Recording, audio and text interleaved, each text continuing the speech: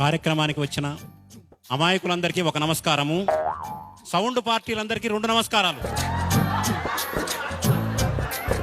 ఇక్కడ మహిళామణులు సోదరీమణులు చాలామంది ఉన్నారు, వాళ్ళ కోసం చెబుతున్నాను. ఒకసారి అడిగారు నన్ను, ఆడవాళ్ళు మంగళసూత్రాన్ని కళ్ళకద్దుకుంటారు, చెట్టంత మొగుడు పక్కనున్నా కూడా ఆ మొగుడినే కళ్ళకద్దుకుంటే బాగుంటుంది కదా, మంగళసూత్రంలో బంగారం ఉంటుంది కానీ మొగుళ్ళో ఉండదు కదా అన్నాను. నాకు ఏ ఊరి వాళ్ళైనా ఇబ్బంది లేదు, కానీ ఒక బందర్ వాళ్ళంటే మాత్రం నాకు ఇష్టం లేదు. ఎందుకంటే బందర్ మా అత్తగారు ఊరు కాబట్టి.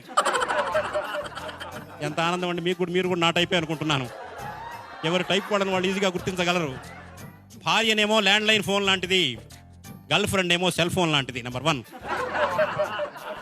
దీనికి తేడా ఇంకోటి ఏంటంటే, సెల్ ఫోన్కు 2 కనెక్షన్లు ఉండొచ్చు, 3 కనెక్షన్లు ఉండొచ్చు. సెల్ ఫోన్కు, ల్యాండ్ లైన్కు మాత్రం ఒకటే కనెక్షన్.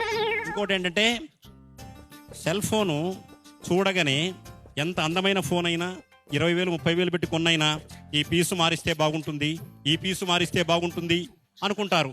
ఎన్ని పీసులు మార్చినా మెంటల్ పీసు రాదు. ఒక ల్యాండ్ లైన్ వల్లనే మెంటల్ పీస్ వస్తుంది. సెల్ ఫోను ఛార్జ్ చేస్తేనే పనిచేస్తుంది, రీఛార్జ్ చేస్తేనే పనిచేస్తుంది.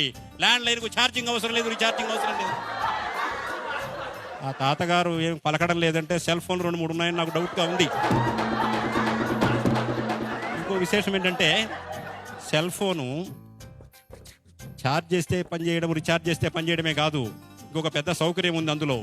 దాన్ని వైబ్రేషన్లో పెట్టుకోవచ్చు, సైలెంట్ మోడ్లో పెట్టుకోవచ్చు, స్విచ్ ఆఫ్ చేయొచ్చు. కానీ ల్యాండ్ లైన్ స్విచ్ ఆఫ్ చేయడం ఎవరి తరమో కాదు, మోగిందంటే వీధి మొత్తం వినిపిస్తుంది. ఒకసారి సంచాల గారు నన్ను హాస్యావధానంలో ప్రశ్న వేశాడు. ఏమండి, పెళ్ళప్పుడు అప్పగింతల కార్యక్రమం ఉంటుంది కదా, అప్పగింతలప్పుడు అమ్మాయి ఏమో ఏడుస్తూ ఉంటుంది, అత్తగారింటికి పోతే ఎలా ఉంటుందో ఏమోనని.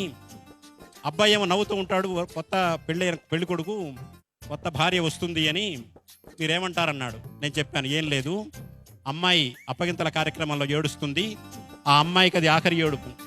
అబ్బాయి నవ్వుతాడు, అది ఆ అబ్బాయికి ఆఖరి నవ్వు అని చెప్పాను.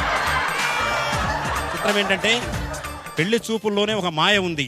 అదేంటంటే, పెళ్ళప్పుడు అమ్మాయి అయస్కాంతంలాగా కనపడుతుంది పెళ్లి చూపులప్పుడు. పెళ్ళైన క్షణం నుంచి సూర్యకాంతంలా కనపడుతుంది. పెళ్లి చూపులప్పుడు అమ్మాయి మల్లె తీగలా కనపడుతుంది, పెళ్ళైన క్షణం నుంచి కరెంటు తీగలా కనపడుతుంది. కావాలంటే ఐశ్వర్య భర్తను కూడా కనుక్కోవచ్చు మీరు.